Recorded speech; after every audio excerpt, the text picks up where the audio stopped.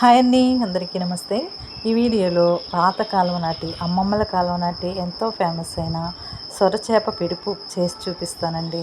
ఇది చాలా హెల్త్కి మంచిది, టేస్ట్ అందరూ కూడా అన్ని వయసుల వాళ్ళు ఇష్టపడే కర్రీ అండి. ఇది చాలా చాలా టేస్ట్గా ఉంటుంది. ఎవ్వరు కూడా వదిలిపెట్టరు అనమాట. ఈ కర్రీ వేసామంటే అంత బాగుంటుంది. ఇదిగోండి, సొర అంటే ఈ విధంగా ఉంటుంది. నేను ఈ తలకాయ కూడా వాడేయచ్చు అనమాట. దీనికి వేస్ట్ అనేది ఏమి ఉండదు. 2 సొర చేపలు తీసుకున్నాను, చిన్నవి. ఈ విధంగా ముక్కలుగా కట్ చేసుకుని బాగా క్లీన్ చేసుకోవాలి. 2-3 సార్లు కడిగేసుకున్న తర్వాత ముక్క మునిగేలాగా వాటర్ పోసుకొని స్టవ్ మీద పెట్టుకొని ఉడకబెట్టాలన్నమాట. 2 పొంగులు వస్తే సరిపోతుందండి, ఎక్కువగా మనం బాయిల్ చేసే అవసరం లేదు. ఇదిగోండి, ఈ విధంగా పొంగు వస్తుంది చూడండి. ఈ విధంగా ఉడికిన తర్వాత స్టవ్ ఆఫ్ చేసుకోవడమే.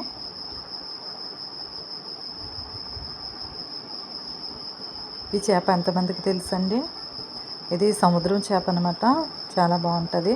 ఇదిగోండి, ఈ విధంగా చల్లారిన తర్వాత దీనిపైన ఉన్నటువంటి తొక్కని ఈ విధంగా తీసేయాలన్నమాట. మొత్తం అంతా కూడా ఇసుక అది ఉంటుందండి, బాగా క్లీన్ చేసుకుని మొత్తం అది తీసేసుకుని కడిగేసుకుని పెట్టేసుకోవాలి. ఇదిగో మొత్తం అంతా తీసాను. తలకాయ చూడండి ఈ విధంగా ఉంటుందన్నమాట. తర్వాత దీనికి 1 స్పూన్ పసుపు, 1 స్పూన్ కారం, 1 స్పూను సాల్ట్, అలాగే 1 స్పూన్ అల్లం వెల్లుల్లి పేస్ట్ కూడా వేసుకుని ఇది బాగా కలిపేసుకోవాలి. దీనిలో ఉన్న ముళ్ళు కూడా తినేయచ్చండి, పడవేయకూడదన్నమాట. అన్నీ కూడా తినేసివే, ఇందులో వేస్ట్ అయ్యేది ఏమి ఉండదు. చాలా టేస్ట్ అయితే ఉంటుంది, చాలా మంచిదండి. ఇది హెల్త్కి కాల్షియం ఉంటుంది. షుగర్ ఉన్న వాళ్ళు కూడా తినచ్చు. అల్లం వెల్లుల్లి పేస్ట్ వేసి బాగా కలిపేసుకుని పక్కన పెట్టేసుకోండి. దీనికి ఇదిగో వెల్లుల్లి, అల్లం ముక్కలు, పచ్చిమిర్చి, ఉల్లిపాయ ముక్కలు తీసుకున్నాను. తర్వాత కడాయి పెట్టుకోండి, 2 స్పూన్ల ఆయిల్ వేసుకోండి.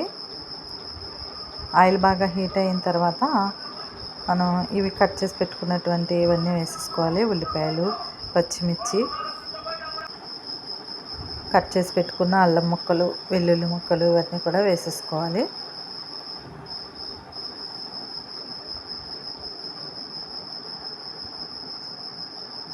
కరివేపాకు కూడా వేసుకోండి. ఇవన్నీ బాగా ఫ్రై అవనివ్వాలన్నమాట. ఇవేంటంటే వెల్లుల్లి ముక్కలు ఈ విధంగా కట్ చేసి వేసుకుంటే టేస్ట్ బాగుంటుందండి. అల్లం వెల్లుల్లి పేస్ట్ వేసుకోవాలి, అలాగే వెల్లుల్లి ముక్కలు కట్ చేసుకుని వేసుకోవాలి.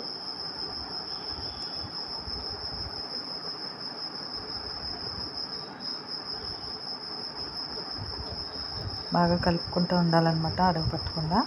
ఈ ఉల్లిపాయలన్నీ ఫ్రై అయిన తర్వాత దీంట్లోకి మనకి రుచికి తగ్గట్టుగా మనం కలిపేసి పెట్టుకున్నాం కదండి పిడుపు, అది వేసేసుకోవాలి. మనం అన్నీ అందులో వేసుకున్నాం కాబట్టి ఇందులో ఉప్పు అన్నీ ఏమీ వేసుకోవసరం లేదండి. మనం పిడుపులోనే ఉప్పు, కారం, పసుపు అన్నీ వేసేసాం కదా. ఇదిగో చూడండి, ముల్లులు కూడా వేసేసాను. వేసిన తర్వాత ఒకసారి సాల్ట్ సరిపోయిందో లేదో చూసుకోండి, సరిపోకపోతే వేసుకోవచ్చు. ఇలా మధ్య మధ్యలో కలుపుకుంటూ ఉండాలి, లేకపోతే అడుగు పెట్టేస్తుంది.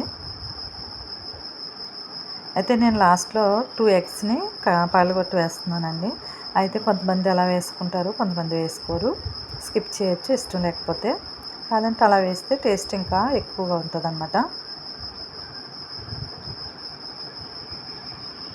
2 కోడిగుడ్లు అయితే రెడీ చేసి పెట్టుకోండి.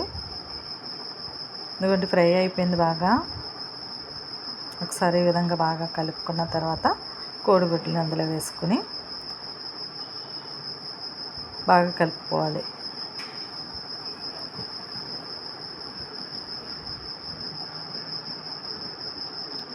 ఈ కర్రీ అయితే చాలా చాలా బాగుంటుందండి, నాకైతే చాలా ఇష్టం. నా రెసిపీ కనుక నచ్చితే మీరు కూడా తప్పకుండా ట్రై చేయండి. లాస్ట్లో కొత్తిమీర వేసుకుని స్టవ్ ఆఫ్ చేసుకుని సర్వ్ చేసుకోవడమేనండి. చూడండి ఎంత బాగా వచ్చిందో. నా రెసిపీ కనుక నచ్చితే తప్పకుండా ఒక లైక్ మాత్రం ఇవ్వండి. ఓకే అండి, థ్యాంక్స్ ఫర్ వాచింగ్.